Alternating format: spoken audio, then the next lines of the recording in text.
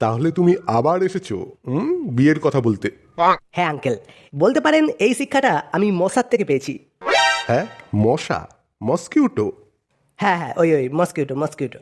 আসলে কি বলেন তো, দেখবেন আপনি মশাদের যতই তাড়াবেন ঠিক ফিরে ফিরে এসে আপনার গায়ে বসবেই।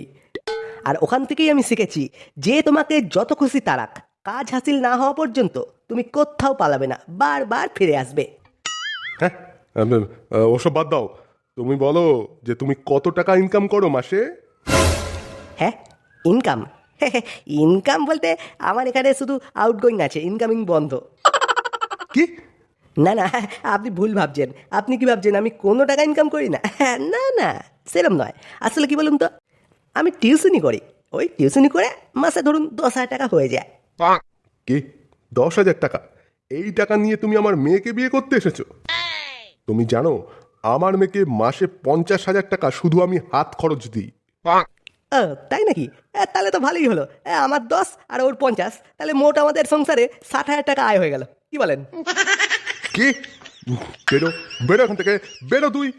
হ্যাঁ, এতেও রেগে যাচ্ছেন? ওহো আচ্ছা, এবার বুঝতে পেরেছি। কি বলতো ফুলটি, তোমার বাবা চায় না যে আমি আমার 10,000 টাকাটাও খরচ করি। হ্যাঁ হ্যাঁ, উনি যখন 50,000 টাকা দেবেনি, তখন আবার আমার 10,000 টাকা কী লাগবে? হ্যাঁ, বুঝতে পেরেছি বুঝতে পেরেছি।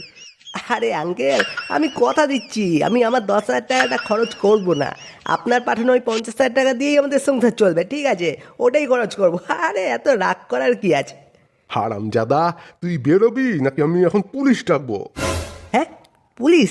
এ কি, এত রেগে যাচ্ছেন কেন? ও, আপনি বোধহয় এবার থেকে আমাকেও 50,000 টাকা আলাদা করে দিতে চান, ওই জন্য রেগে যাচ্ছেন, তাই তো? দেবেন। আজ তোর একদিন কি আমার একদিন, আজ তুই শেষ। এ কি ফুলটি, তোমার বাবা খুব রেগে যাচ্ছে। ঠিক আছে, আমি নেবো নেবো টাকা নেবো। এখন আমি যাই, এখন আমি যাই। হে ভগবান, কি হয়ে গেল?